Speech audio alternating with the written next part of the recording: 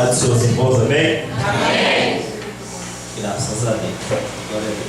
Quero agradecer ao Senhor por mais uma oportunidade que Ele está me concedendo. Sou grato a Deus por isso. Sem perca de tempo, abra sua Bíblia comigo.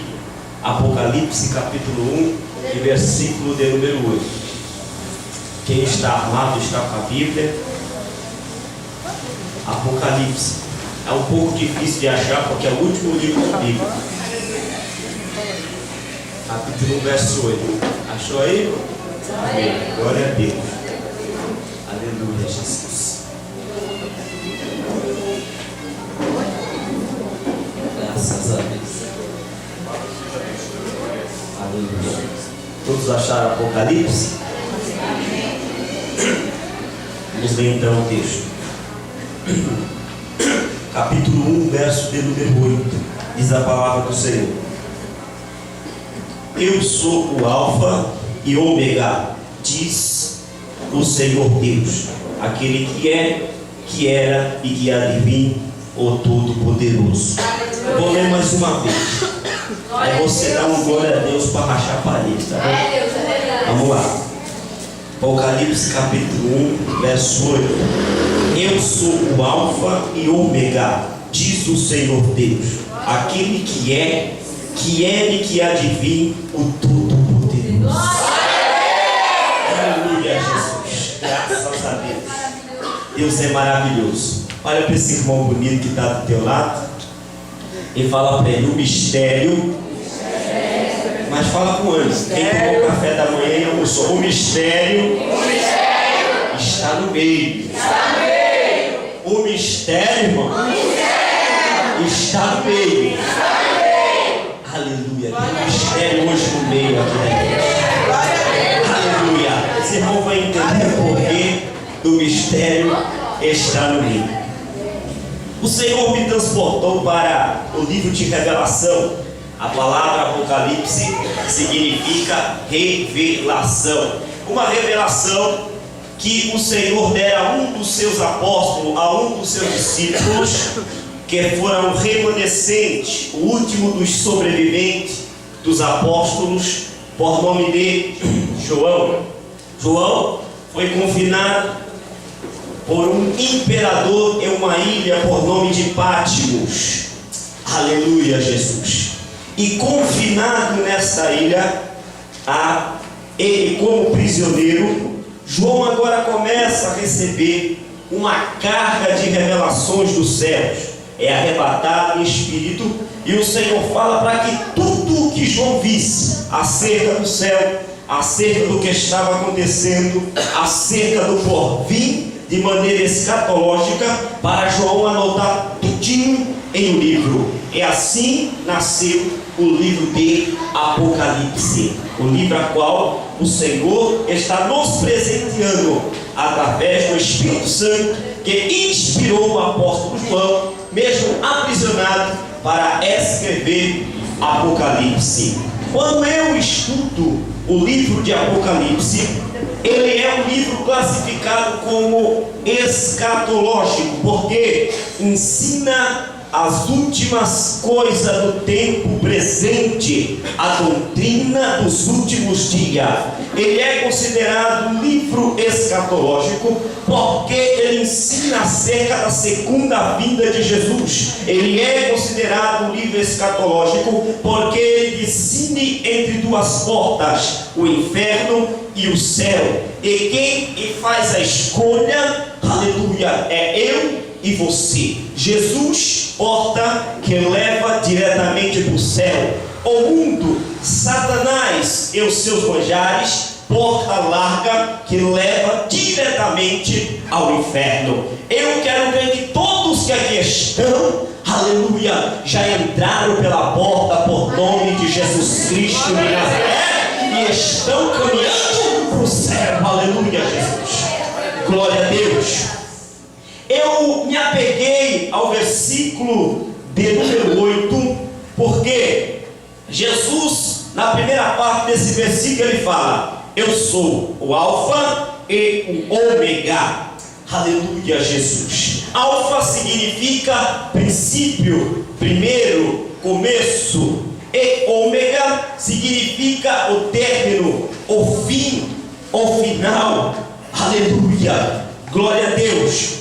E eu me peguei perguntando, por que Jesus, sendo tão completo, onipresente, Ele está em todos os lugares ao mesmo tempo? Por que Ele não disse, eu sou o começo, o meio e o final, irmão Eric? E o Espírito Santo de Deus me visitou, aleluia, e me respondeu. Por que Jesus simplesmente ele ignora o meio e ele fala, eu sou o começo e sou o final? É estranho porque nós sabemos que tudo tem o princípio, o começo e o fim. É como se o Vinícius aqui louvasse o hino de fogo ao Senhor e cantasse somente uma estrofe, pulasse duas ou mais estrofes e fosse para o final, ignorando o meio. Ficaria estranho, logo em você notaria que faltaria algo, exatamente o meio do louvor. É como se em uma coreografia fizéssemos a introdução e o começo, pulássemos o meio da coreografia e fôssemos para o final. Aleluia, Jesus. Porque ele fala, eu sou o começo e o final, e ponto final e nada mais. É como se uma partida de futebol jogasse só o primeiro tempo e não voltasse para depois do intervalo para a segunda partida, e se tivesse o resultado final. Sabemos que tem o primeiro tempo, o intervalo, e no segundo tempo o Corinthians ganha de goleada, graças a Deus. Aleluia. Tem bastante corintiano. Então, preste atenção, é como se numa travessia de uma ponte, Jesus iniciasse, ele ignora o meio e já se encontra lá no final. Há um mistério no meio. Fala para o seu irmão, o meio é um mistério referente a Jesus. Aleluia.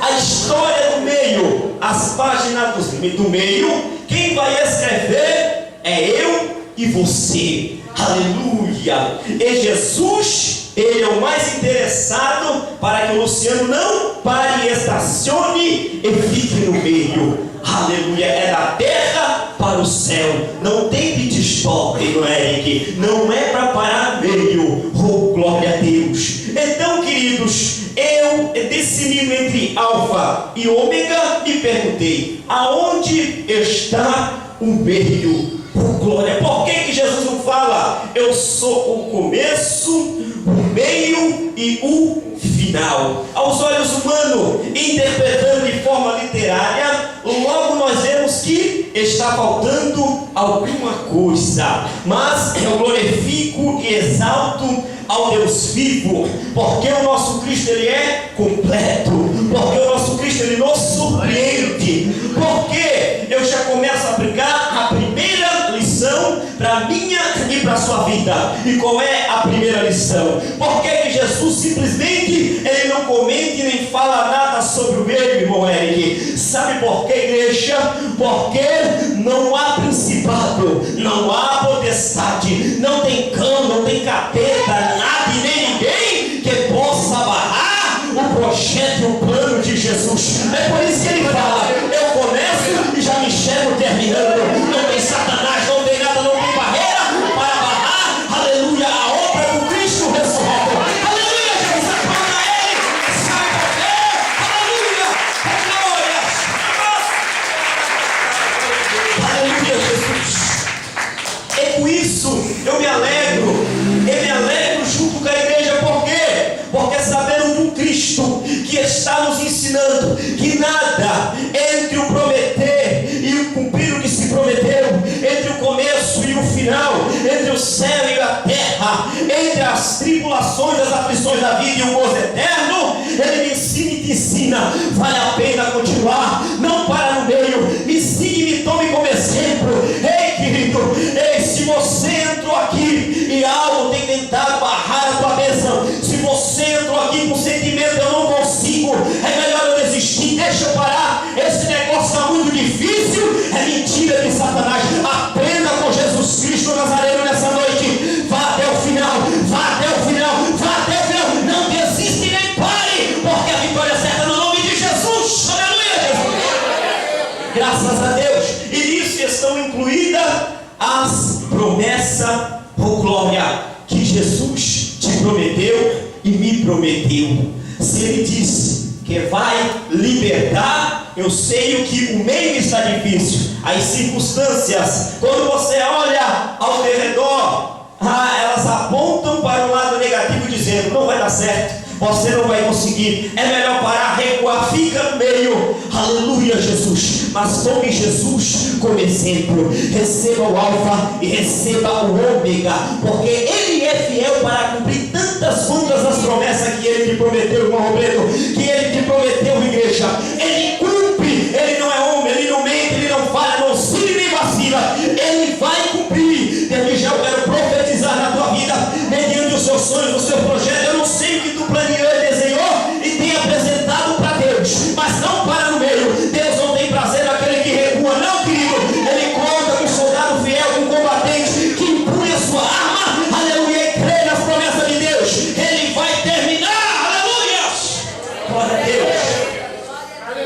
Então a primeira lição nós aprendemos, porque Jesus fala: eu sou o começo e o fim, ponto final, é porque nada pode barrar. Então, glória a Deus, diz Gênesis, Apocalipse, as milhares de promessas e tudo que o Senhor relatou acerca do registro do céu vai se cumprir. A palavra não falha. Aleluia, Jesus, glória a Deus.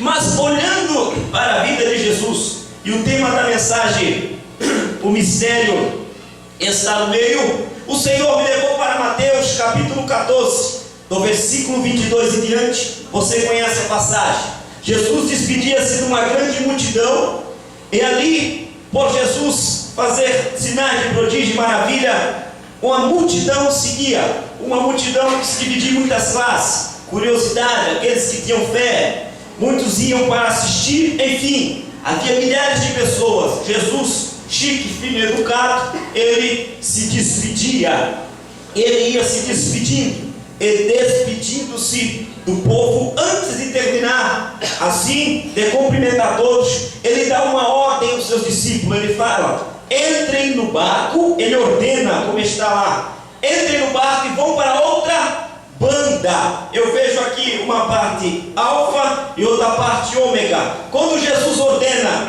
entrem no barco, é a parte alfa, o que vai principiar a ação dos discípulos, entrar no barco. Agora, quando Jesus fala: vão para outra banda, é o final. Mas você sabe que ao entrar em um barco, nós vamos ter que tramitar. E o que separa o início desse trajeto é exatamente o meio do mar. Se você ler Mateus 14, no versículo 24, você vai ver que exatamente no meio do mar se levantou um vento contrário, uma grande tempestade. Agora, me conhecendo, te conhecendo como ser humano, vamos levar isso para a vida dos discípulos, que não eram diferentes da minha pessoa e da tua pessoa. Jesus Cristo não fizesse um mistério acerca do meio e falasse para os seus discípulos: olha, eu ordeno que vocês entrem no barco, mas quando chegar lá no meio do mar, vai acontecer um vento contrário, uma grande tempestade, o barco vai praticamente quase virar, vocês vão ficar com medo. Aleluia! Será que os discípulos entrariam no barco? Com certeza eu vou entrar no barco, mas não vou esperar em Jesus, eu não sou bobo. É por isso que às vezes Jesus Cristo, ele faz um mistério. Oh glória, mas te preocupa não, porque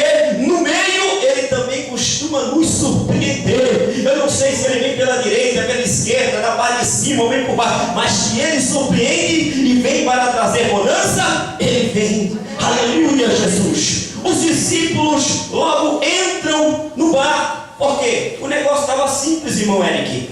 Jesus falou para nós entrarmos no bar e ir para outra banda. Então vamos fazer um passeio de cruzeiro, admirar a paisagem e quem sabe aqui, né, vamos aqui admirar a paisagem e chegar tranquilo no Porto Seguro, que é a outra banda. Era muito simples, era muito simples. E sabe o que o Senhor me revelou aqui? Isso aqui simplifica o nosso primeiro ato, o nosso primeiro contato com Jesus. Você vê que para nós nos convertermos não foi tão difícil, porque quando a palavra entra, irmãos, não tem quem suporte. Quando a palavra visita, junta a medula ao espírito, o teu coração bate, treme, e tu entende que Jesus está te convidando, te chamando. Logo tu se rendeu, levantou a tua mão, veio aqui à frente e admitiu que Ele é o único e suficiente Deus da tua vida. Aleluia! E garante vida eterna, porque Ele é fiel.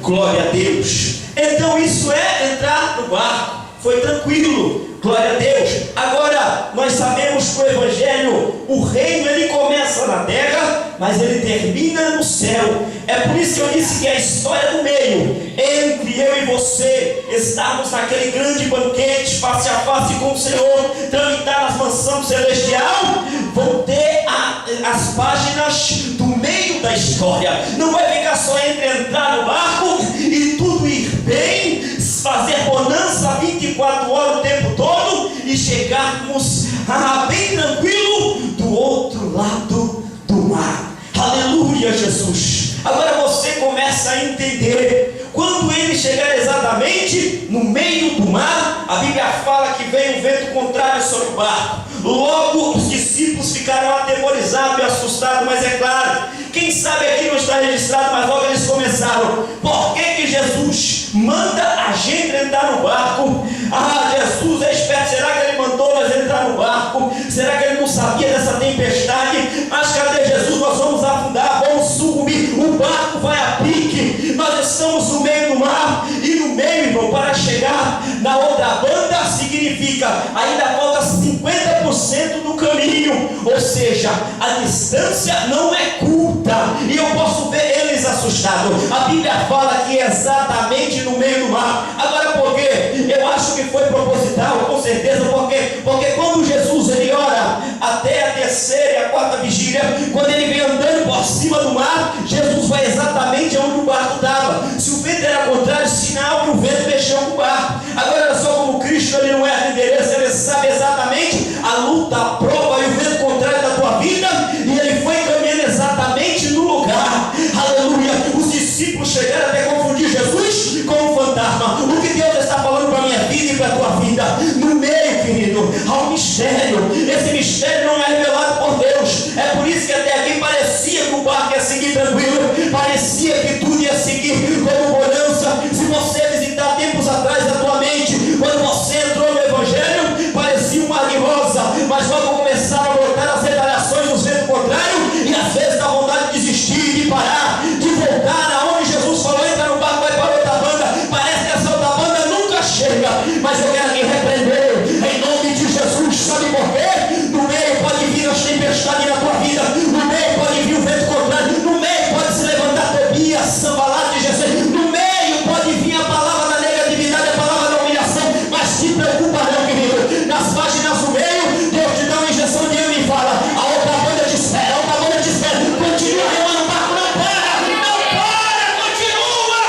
Aleluia, aleluia, Jesus. Porque se a tempestade estiver te assolando, oh glória, exatamente no meio do mar, Jesus, na hora certa, Ele vai ter contigo. Talvez você se encontre como Pedro, só o nariz para fora, falando: Jesus, salva-me que pereço. Talvez a prova está até te faltando a respiração, porque tem prova e tem a prova da prova. Mas te preocupa não, grita por ele lá no meio do mar, fala: Jesus, salva-me que pereço. Jesus, eu estou no meio. Jesus, eu quero a outra banda. Jesus, aleluia, porque ele te pega pela mão, te põe no colo, te coloca no barco, e a outra banda é certa em nome de Jesus. Aleluia, Jesus. Jesus, ele faz sempre um mistério no meio. Glória a Deus.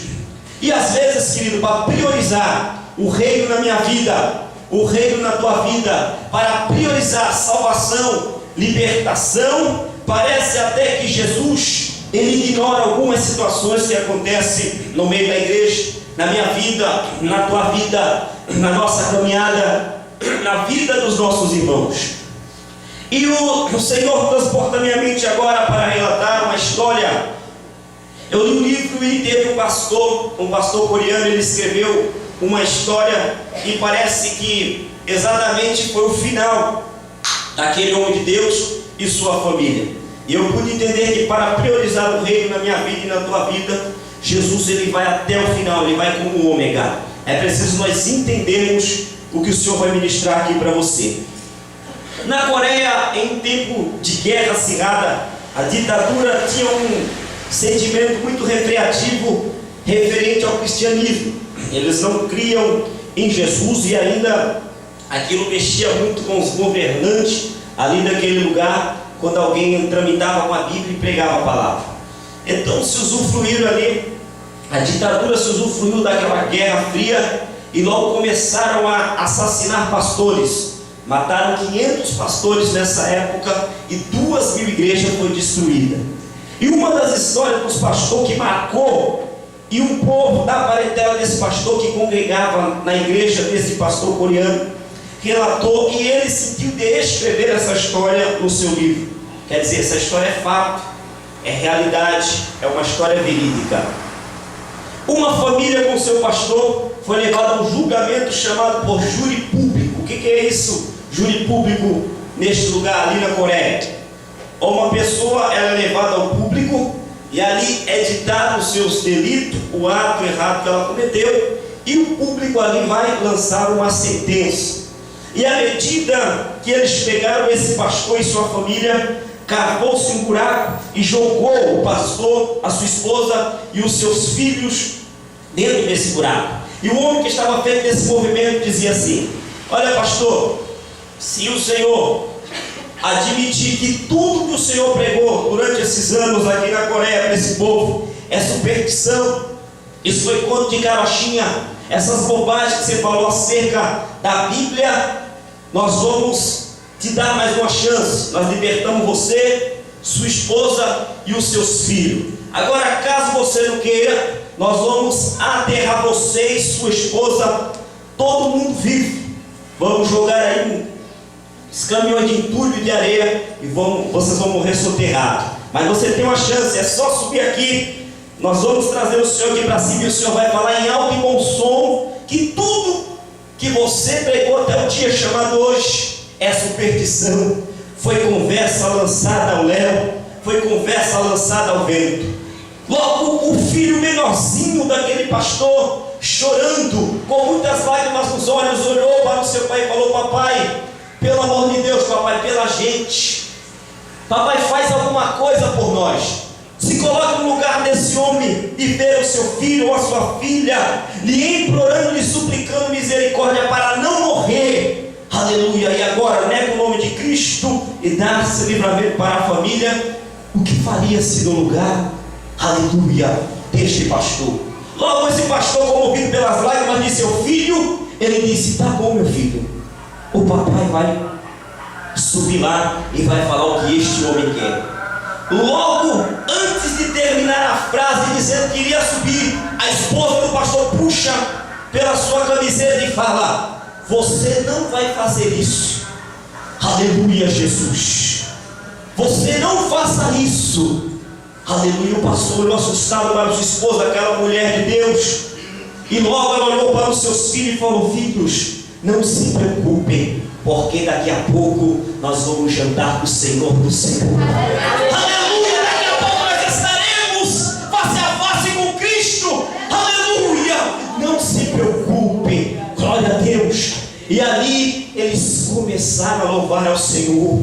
Ali eles começaram a entoar um canto de adoração a Deus. E conforme aquela terra ia caindo, as crianças iam sendo soterradas, mas eles louvavam, glorificavam e adoravam a Deus. Até o de mais estatura, até onde a boca estava descoberta e aguentava-se ainda adorar a Deus, eles adoravam a Deus até o final. Aleluia.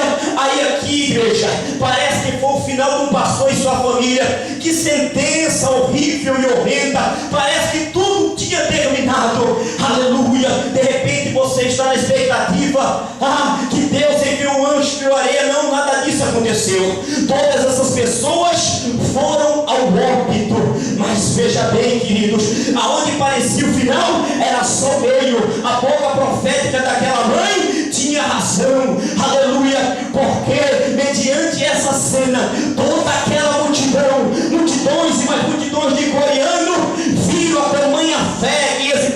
Senhor, a sua esposa e os seus filhos tinham Jesus. Naquele dia foi um dia histórico para a Coreia, porque foi o dia que mais se converteu almas naquele lugar. Aleluia! Vale a pena, aleluia, porque Ele é fiel. Jesus tem um mistério no meio, se preocupa realizar o reino, salvação, liberação, se preocupa não, irmãos. Aleluia, o pó não vai te consumir, o seio de Abraão te espera. Aleluia, Jesus. Oh, glória. Ai, irmão, eu creio, à luz da Bíblia Sagrada, que aquelas pessoas ainda naquele dia mesmo estavam no seio de Abraão, cantando e jubilando a Deus. O final do cristão não é a morte, porque a Bíblia fala que eu e você vamos passar da morte para a vida. Pode ser que aconteça uma fatalidade, e eu e você sabemos que é a consequência. A única coisa que pode prorrogar e fazer nós nos afastarmos do lado de morrer é o arrebatamento da igreja. Mas não te preocupa não, no mundo cruel, no mundo escuro, ei, não pare no meio, não negue a Cristo, continue firme, forte e constante. Siga o exemplo desse homem de Deus, dessa mulher de Deus, desse esforço de Deus, porque o meio não é padecer, o meio não é, aleluia, o meio não é sofrer, aleluia, bem que as aflições vêm, mas o final da minha história, o final da tua história, aleluia, é o reino, é o reino, é o reino, é o reino, é salvação, é Deus eterno, é vida eterna, vale a pena continuar. E se nós estudarmos, no meio sempre vão brotar problemas. Aleluia, Jesus. Mas se nós raciocinarmos, é mediante os problemas que parece que nós ficamos mais sensitivos.